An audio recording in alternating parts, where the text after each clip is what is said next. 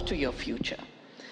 Now, we've been around for 10,000 years, and we sustain the earth. We increased the biodiversity. I work on saving seeds and started the movement Navdanya. One grass was bred to 200,000 rice varieties.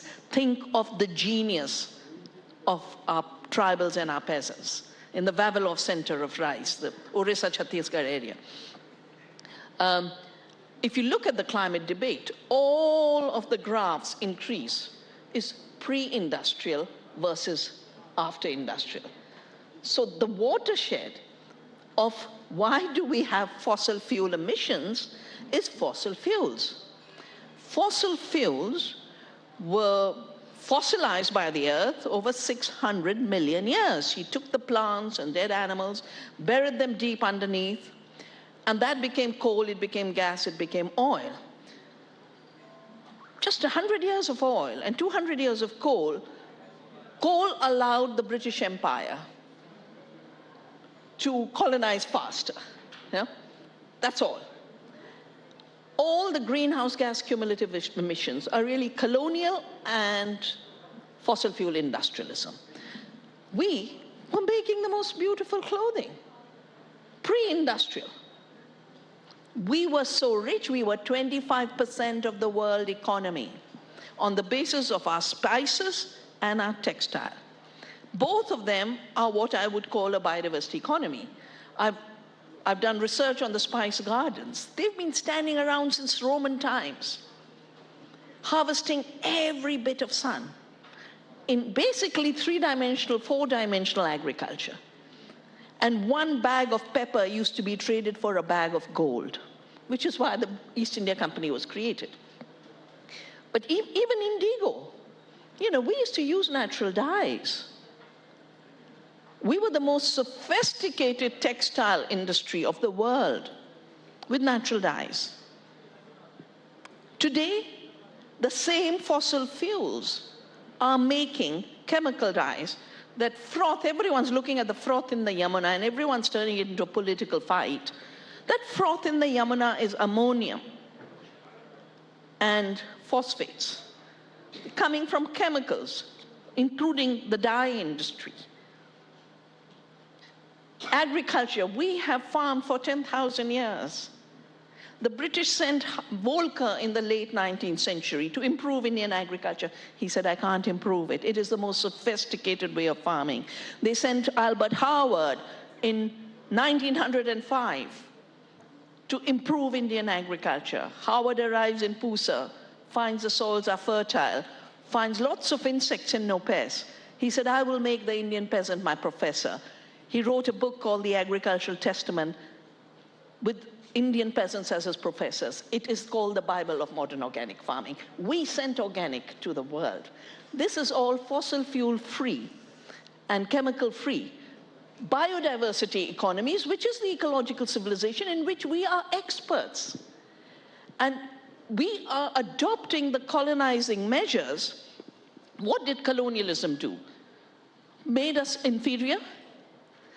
Macaulay said, sell them junk and make them feel it's superior to what they have. Make them feel inferior about what they are.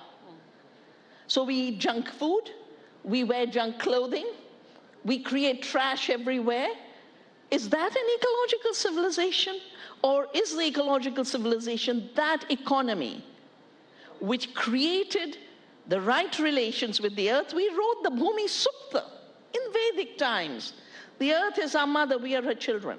Since when did we think of her as just resources to be exploited? So when you ask what's an ecological civilization, it's what made us rich, what made us sustainable, what made us independent, and allowed us to not just protect the earth, but regenerate her. Made sure that we have enough food, enough clothing, enough shelter. That ecological civilization means we have to shift from fossil fuels to biodiversity, the gifts of the earth. And my reading of climate change is the biodiverse economy, the biosphere was devastated by fossil fuels which have to run out and give us not just the greenhouse gases, but they have to give us pollution of other kinds. Every fossil fuel sector is the petrochemical sector. So every time you look at the foam on the Ganga, think fossil fuels, think chemicals, and say, how did we keep the Ganga and Yamuna flowing for millennia?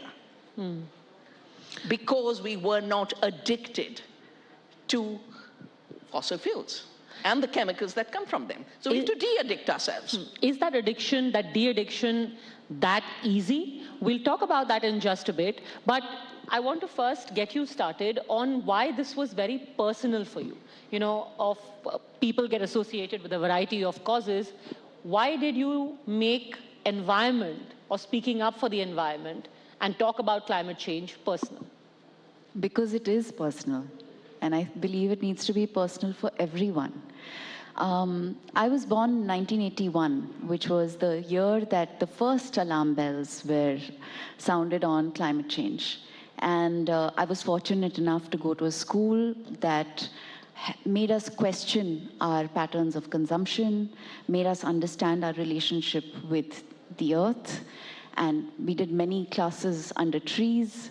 It was a school based on the philosophy of Jiddu Krishnamurti. And like everybody else, I think at some point, ambition takes over and materialism takes over, and you gravitate towards a life that you believe has, needs a perceived accomplishment. And when I started working in the film industry, I was working very closely with several NGOs, and some of them were working with children and the elderly, especially for cancer care. And I think when you want to be a part of the solution, you start questioning the cause. And I would keep asking the doctors I was working with why there was such a rise in cancer amongst newly born young people, women, children in the country. And all research indicated the direct cause was environmental pollution. Polluted soil, polluted food, polluted water. And this, I think, led me to questioning why the environment and the climate crisis had not been mainstreamed in India yet. Why were we not talking about it? Why was there such a gap between the science and the people? The people who are doing incredible work, like Vandana ji, she's a hero, somebody I've respected and admired. Her work, why isn't her work being mainstreamed? Why isn't all the great work being done by the wonderful conservationists and scientists in our country being mainstreamed? And of course, the climate crisis was intensifying. I have, within my lifetime, seen how climate has changed. The frequency of floods, cyclones, landslides, and then, of course, air pollution. My mother was diagnosed with acute COPD 15 years ago. And so it was a combination of all of this that just got me thinking and saying that I can't sit this out. So the first thing I need to do is educate myself. I want to understand this crisis better. And then I want to understand how I can act for change. What are the things that I can do in my life every day to bring the change that is necessary? And while I'm doing that, can I share it with more people?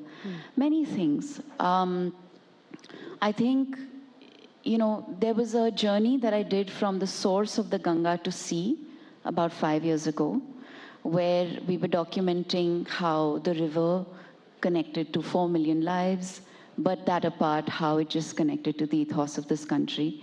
And I chose to use that program to highlight the environment and the connection of nature with the lives of people.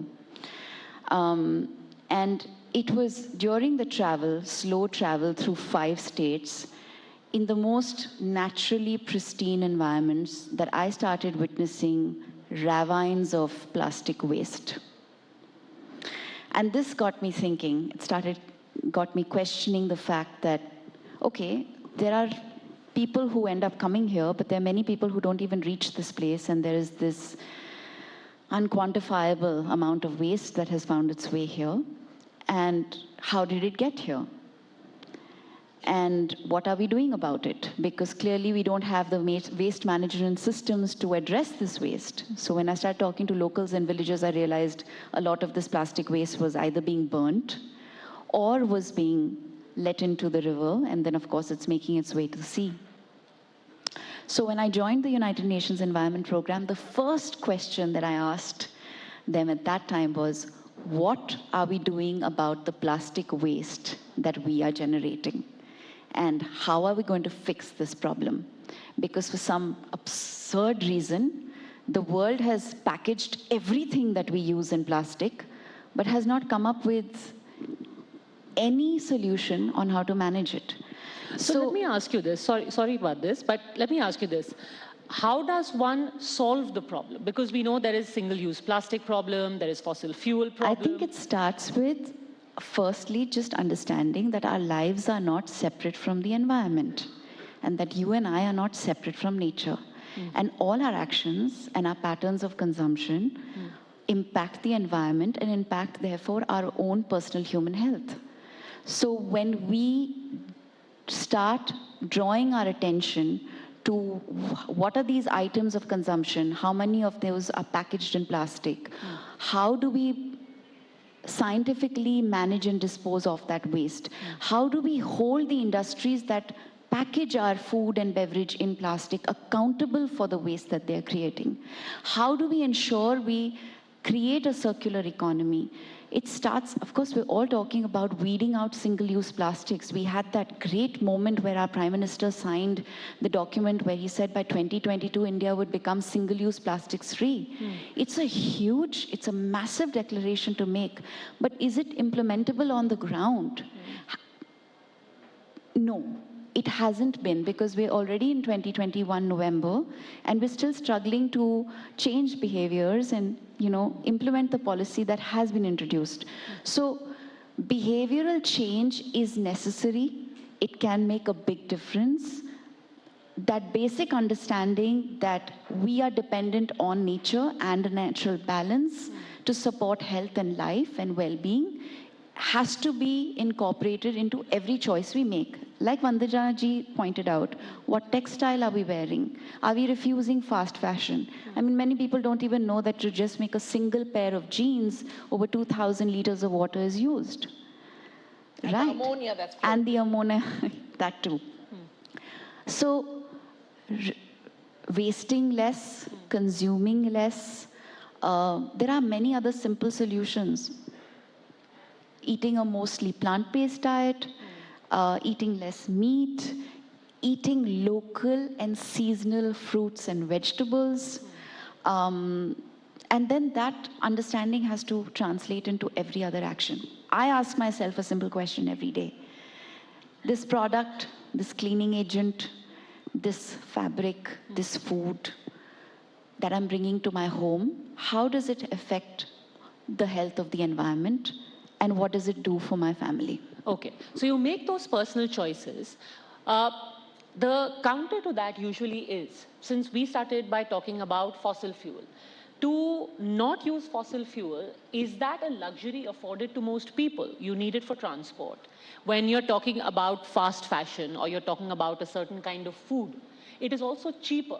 Yes, organically grown food is a healthier option. It is even better for the environment.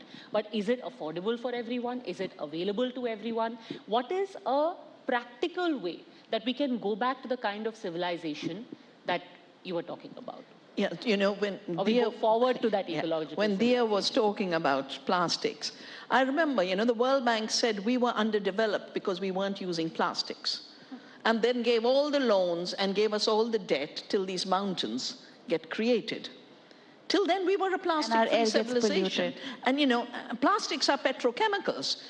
Did we not have packaging before that? No, we had the most beautiful bags. We used to make cloth bags. We had the most beautiful baskets. You now see, I've had to deal with the World Bank, which tried to destroy, in our Garhwal area, I come from Uttarakhand, the women have these brass pots for water, and it's generations it passes. They literally gave them incentives, give up your brass pots and take a plastic pot, which will last 6 months and be thrown away and become part of the litter.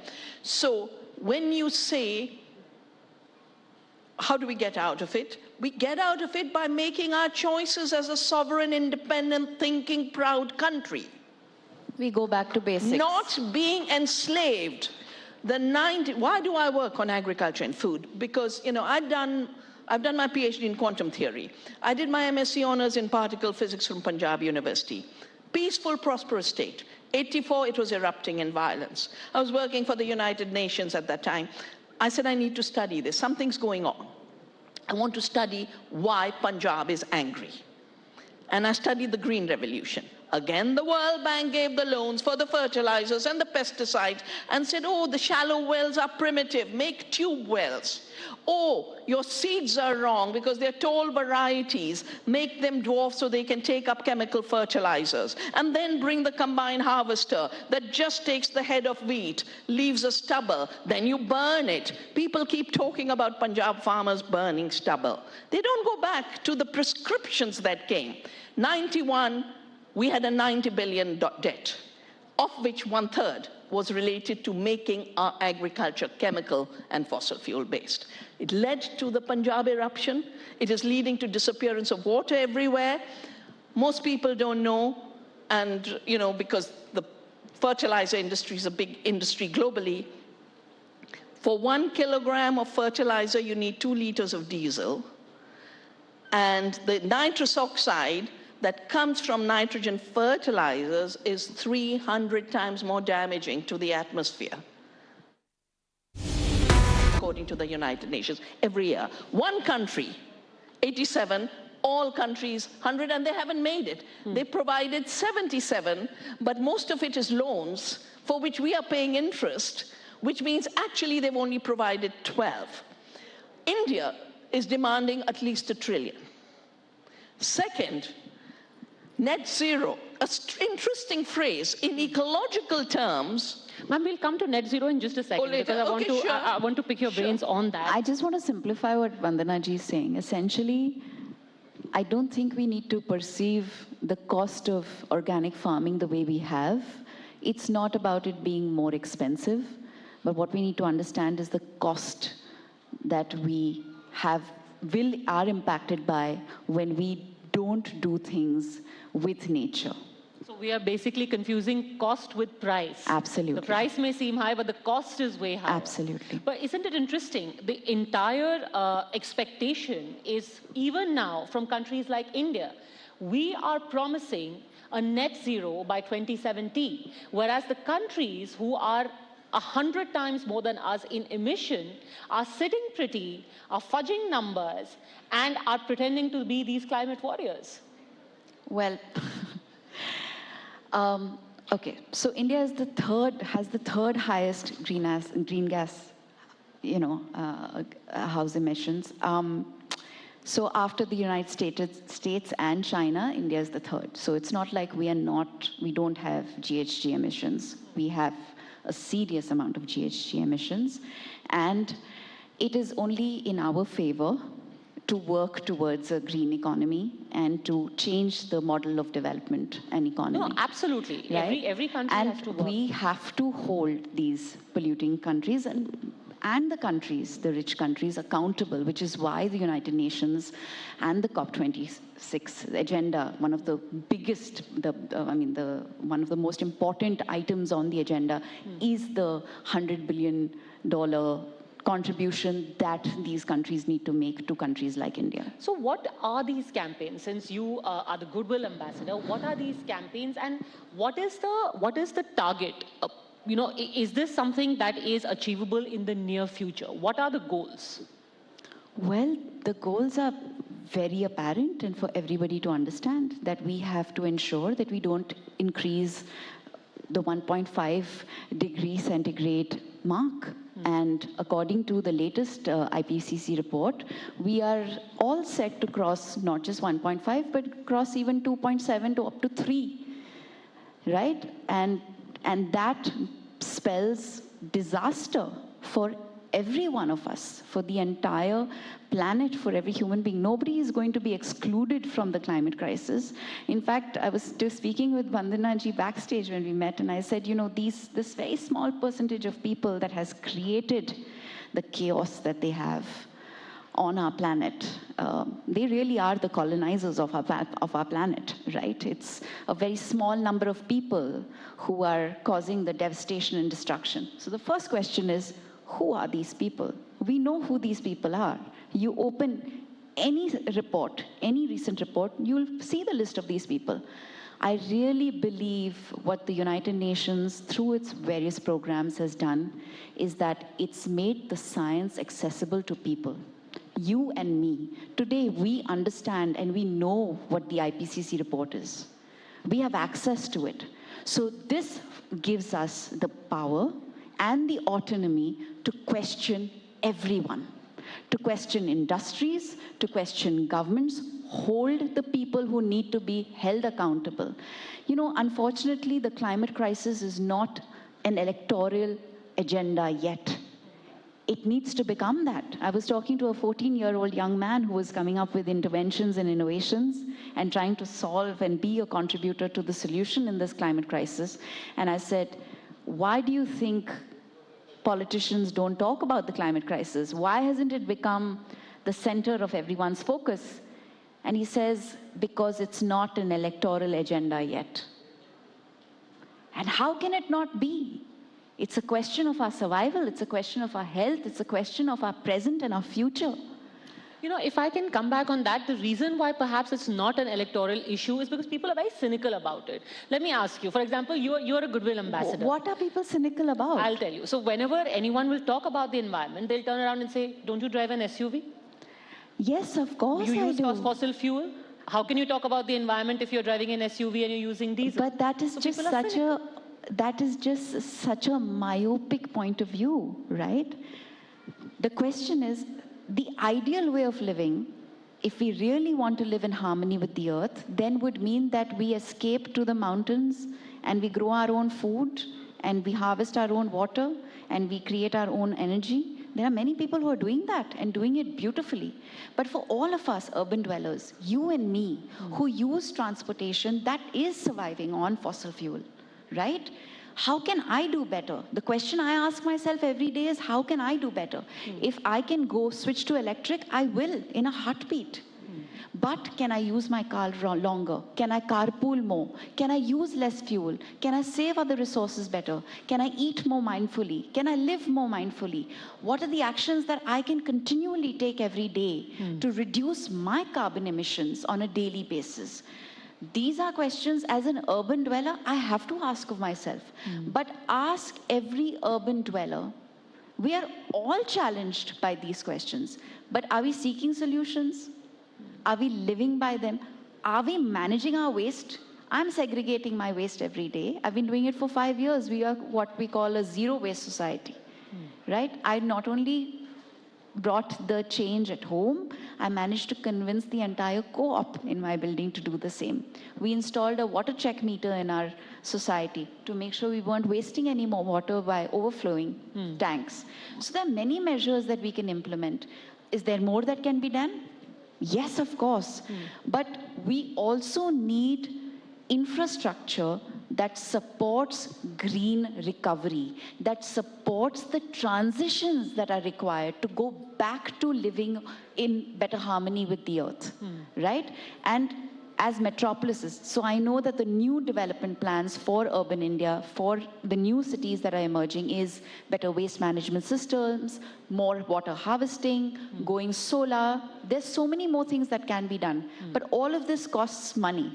And the reason why we don't only depend on the $100 billion that these big countries, like the rich countries, are supposed to give our countries like ours, but we also depend on the trillions of dollars that the private sector can put into this.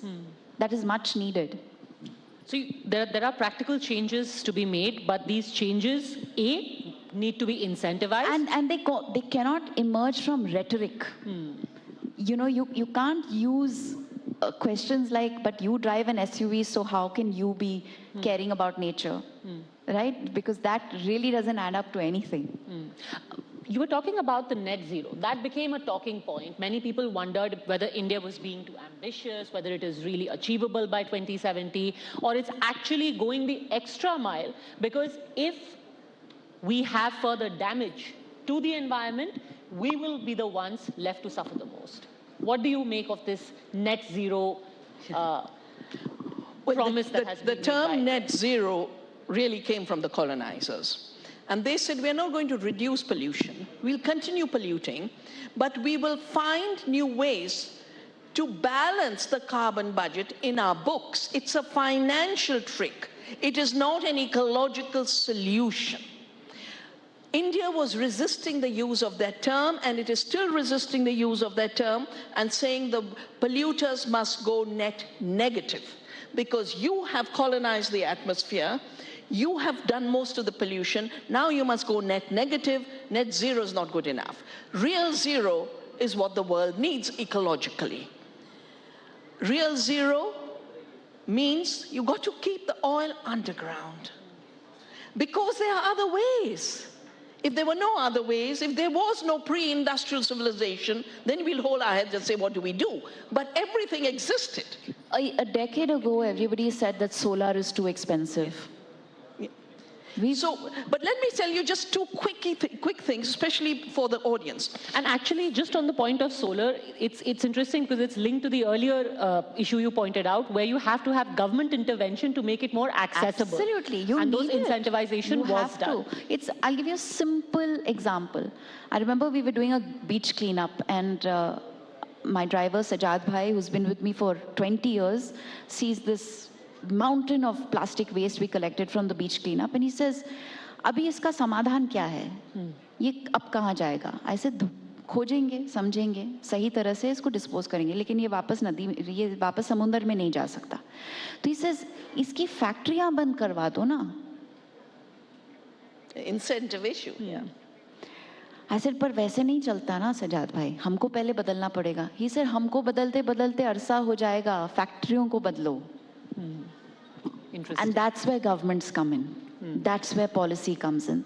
That's why we need a global shift in the way we manufacture, the way we produce, the way we market, the way we consume.